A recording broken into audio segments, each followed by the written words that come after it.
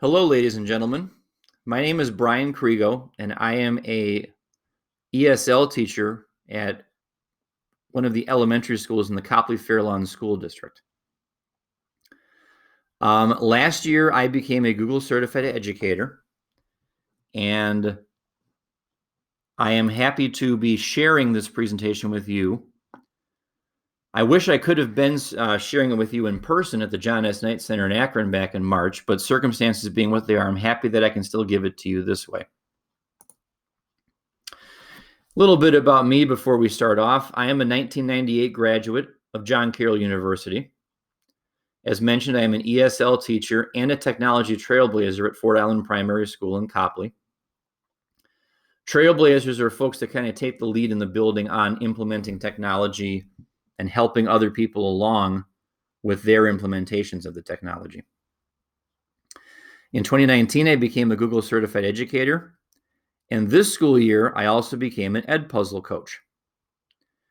I am happy to answer any questions you might have about this on Twitter. I am at bkriego15.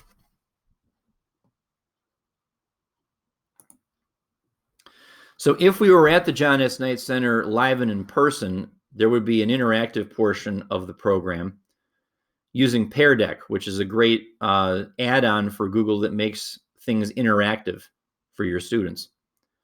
So take a moment to think about whether or not you have heard about Google Certified Educators before.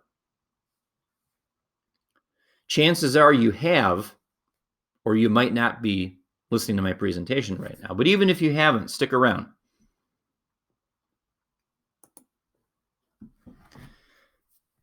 If becoming a Google Certified Educator is something that interests you, this presentation is chock full of helpful tips and hints to make that process a little easier for you. And even if you think you want to know more, that's fine too. I've got plenty more for you. So you're asking yourself, why do this? Why become Google Certified? Well, I believe first and foremost, it's a way to set you apart from your peers. Not everybody in your building is probably on board with technology or feels comfortable with technology. But if you are, and these are things you already do, why not earn this distinction? Because it's a way to set you apart. It's also a way to revitalize or enhance your classroom instruction. For the longest time, I had lessons I did the same way every single year, and they became tiresome after a while. There'll be a couple of slides later on in this presentation that show ways that I change my lessons before and after becoming Google Certified. The G Suite of apps also allows you to differentiate your instruction to reach students at every level. And it also gives you a sense of accomplishment because you'll have put in a lot of hard work and you'll be able to reap the benefits of it.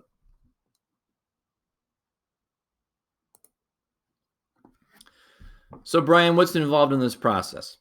Well, visiting the Google for Education site is a great place to start.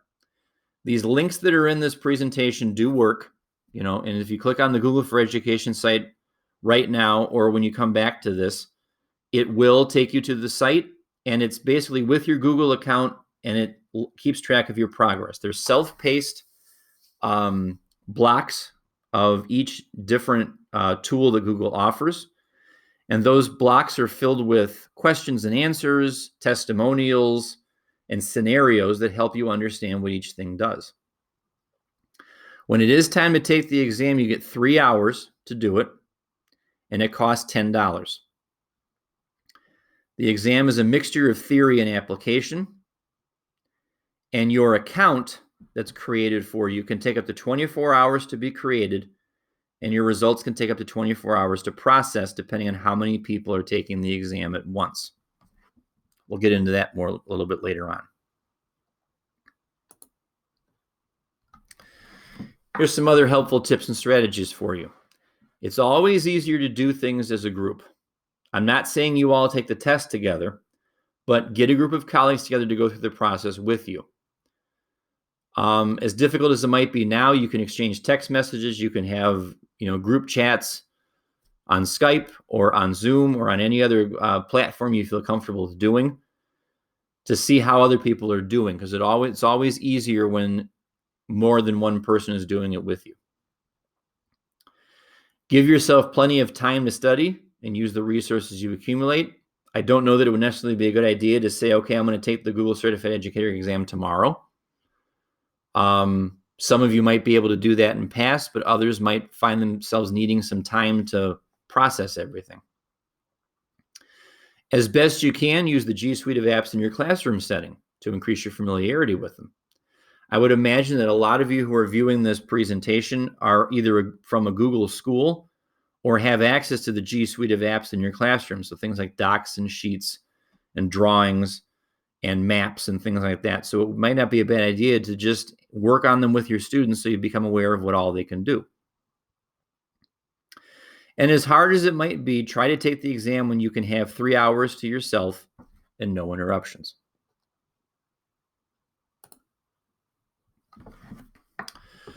On this page, I have a bunch of resources to help you even further. A lot of you are probably aware of Eric Kurtz out of Stark State.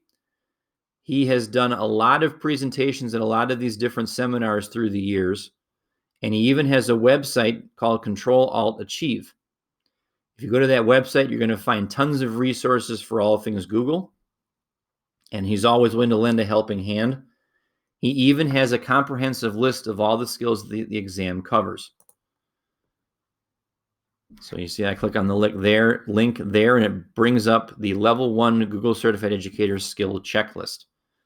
Helpful resource because you probably know about a lot of these things. The people that use Drive all the time, I'm sure, know everything there is to know about Drive. So it can be a great way to check off things you already know. And if you're like me and you don't use Sheets that often, here's the things you probably should bone up on. Classroom, Gmail, Groups, Hangouts, etc. So that's a great way to familiarize yourself with everything that's going to be expected. The resource I wound up using the most often, there's an educator out of the Philippines named Brett Petrillo. He has a series of Google Certified Educator videos on YouTube that are very informative and show you the G Suite of products in action. So if he's talking about docs in that video, he's going to cast his screen just like I am and go into a doc and show you all the different things and tips and tricks that you can do in a doc. He's got videos about other topics too, but I found him very informative. I wound up with about 14 pages of notes based off of his videos. As mentioned earlier, the Google for Education site has the self-paced training you can participate in with skill checks along the way. And as I said before, they keep track of your progress, so you're not repeating the same things over and over again. My colleagues that went through this process with me also use Casey Bell's offerings on the Shake Up Learning website. You may find those more to your liking. And if you know that you have some colleagues in your building that already are Google certified, ask them for help. We learn better as a community, so there's nothing wrong with asking for help and saying, hey, how did your experience go?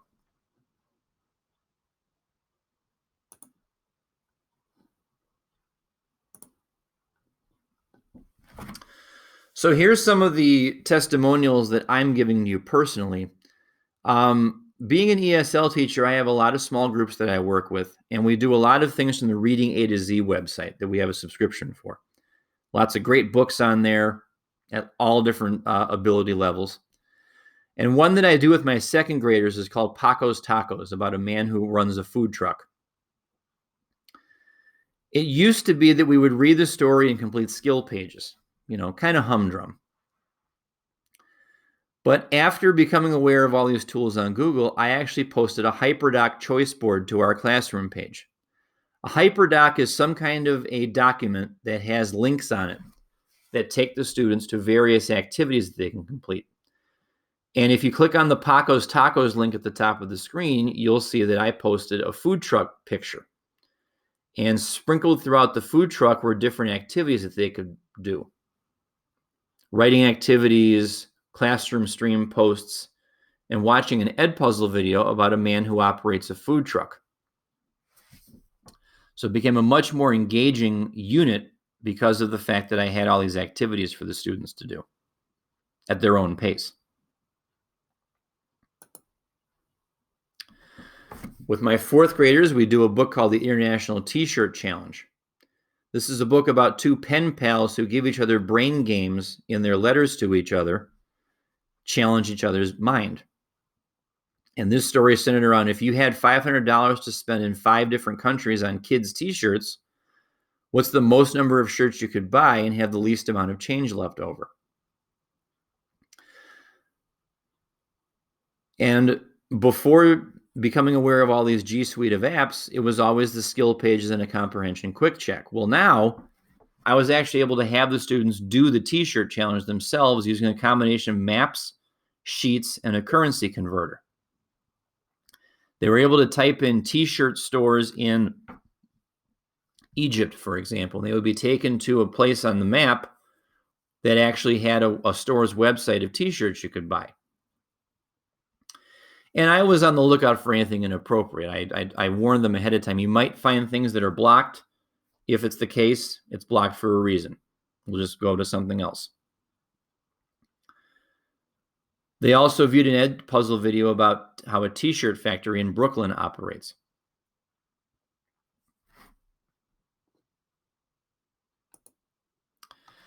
Another book that I do with my second graders is called Roadside Oddities. It's a book about all the weird buildings and structures in the United States and Canada that you can visit. For example, the Louisville Slugger Museum in Kentucky has a giant baseball bat leaning up against the side of the building. And all it was before was reading the book, which had black and white pictures, and then plotting the locations on a map. Kind of humdrum, kind of boring.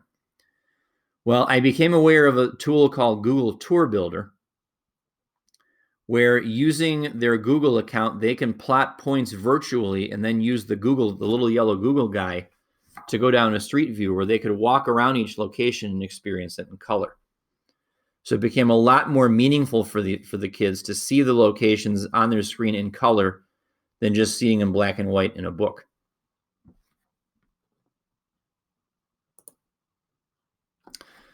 So Brian, you're wondering, how did your personal experience go? Well, I did give myself a lot of time to study up and be as prepared as I thought I could be to take this exam.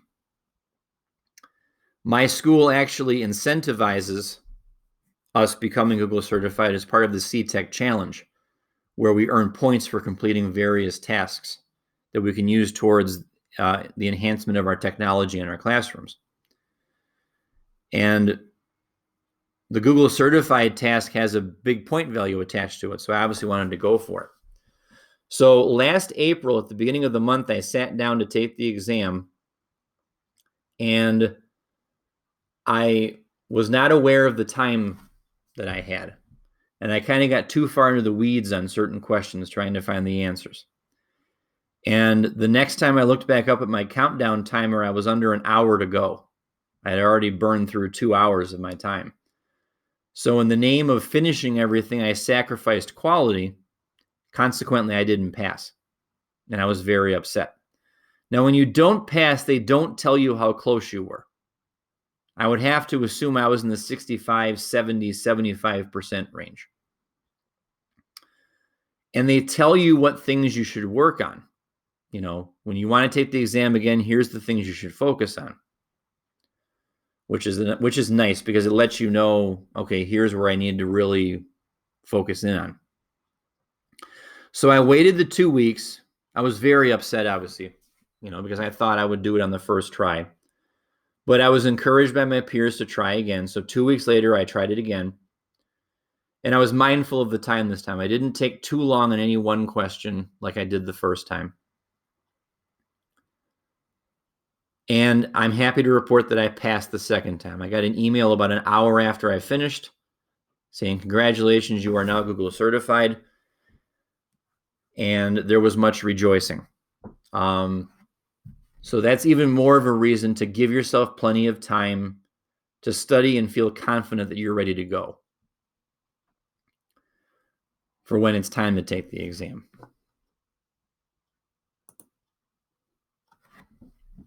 So as I said before, once you register, you have 7 days to actually take it, or you have to re-register. You can't just register and let it sit there and sit there and sit there. Once you start the exam, you have 3 hours to finish. You can't save your progress and come back later on in the day or the next day. You should make sure your laptop has a webcam because they validate that it's you taking the exam the entire time and not switching out. If you do have to get up and come back, that's fine. If you want to go get a drink or go to the bathroom, you got to go take care of something and come back, that's fine. But they do take your picture at various points to make sure it's still you. If you do not pass with an 80% score, you have to wait 2 weeks before trying it again.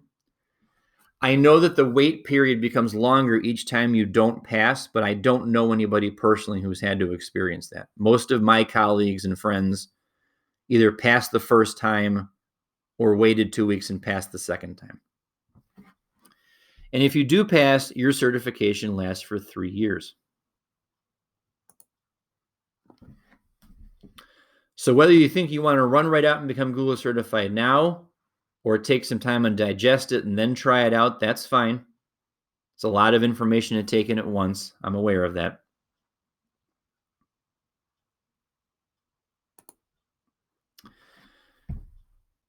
And most importantly, some things to do once you achieve these distinctions, spread the word. Be proud of your accomplishments. Celebrate it. Use your newly gained knowledge about Google to enhance your students' experiences. I'm sure you can find one lesson that you can change around for your virtual instruction that you're probably doing right now, or the beginning of next school year when we're hopefully back with our students. And as much as I wish we could have been together personally at the John S. Knight Center, I thank you for taking time out of your day to view my presentation. I hope you found it informative and engaging. I hope that everyone stays healthy and safe and be well. Thank you for listening.